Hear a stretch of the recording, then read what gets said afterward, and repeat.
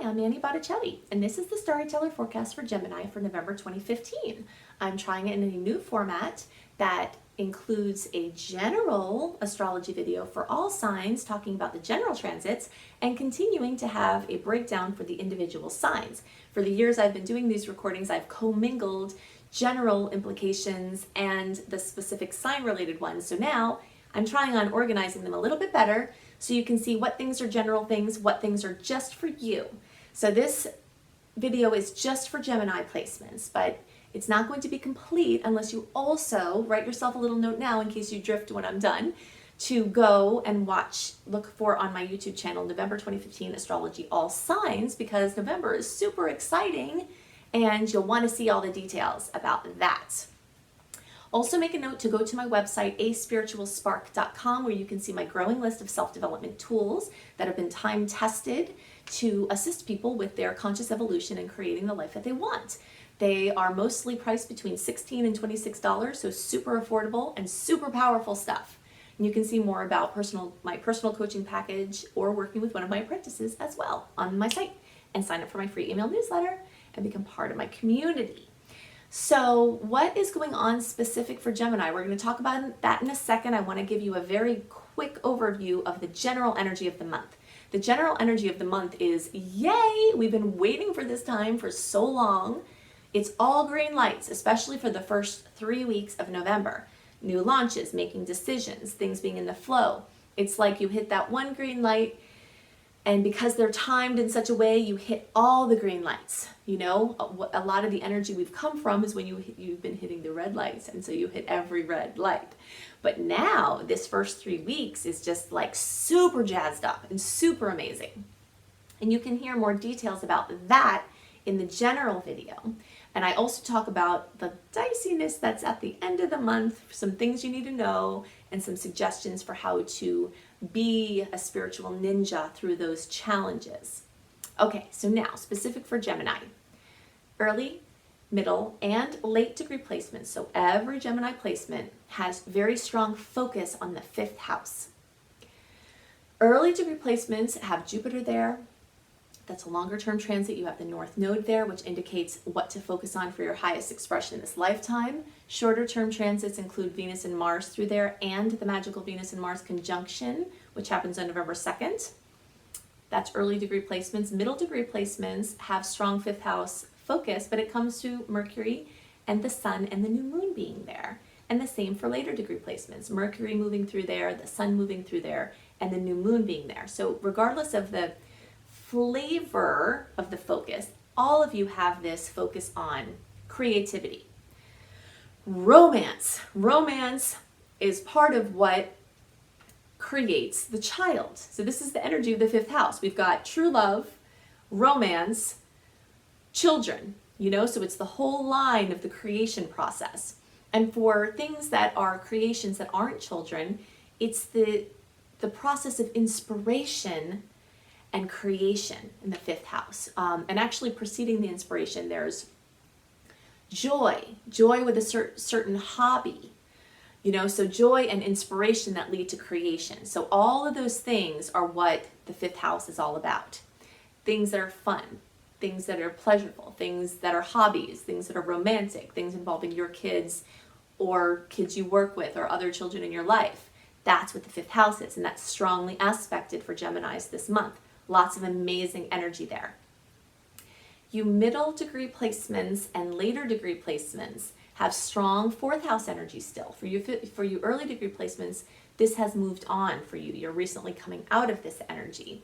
But for the middle and later degree placements, you still have Jupiter and North Node long-term transits accentuating the 4th house. You have the shorter term transits of Venus and Mars, plus that magical Venus-Mars conjunction, getting together of the star-crossed lovers on November 2nd, is happening for you in the house of home. This 4th house is the house of home, the house of family, the house of houses, so real estate and design, construction, things related to houses, and ancestry, psychology of childhood. Anything involving home or family and your actual house is here.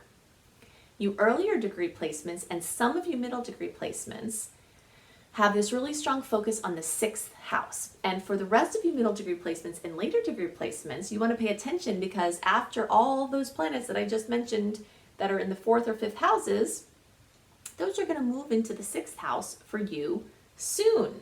So what I'm about to describe is going to become a growing focus for you. So early degree placements have Mercury in the Sun and the new moon in the 6th house. Some middle degree placements have the new moon in the 6th house. 6th house is about health. It's about diet, a regimen that you have every day, yoga, acupuncture, medical diagnostics and attention, alternative medicine, meditation, your office experience, so workplace related things, your daily surroundings, what your systems are that anchor you in your experience. All of that is the 6th house. So those things are starting to take on a major focus for Gemini energy, and that's going to get stronger for all of you with time as all the different planets start to move into that 6th house in the time coming. Now for the new moon, early in some middle degree placements, it's in the 6th house, later degree placements, it's in the 5th house. That happens on November 11th. So seed planting, new things involving Scorpio, that's what the new moon is in. So that has to do with credit, debt, shared finances, family finances, spousal finances, deep esoteric studies. It's another one of the psychology houses, inheritances, lottery winnings, things like sweepstakes, money that comes out of the blue.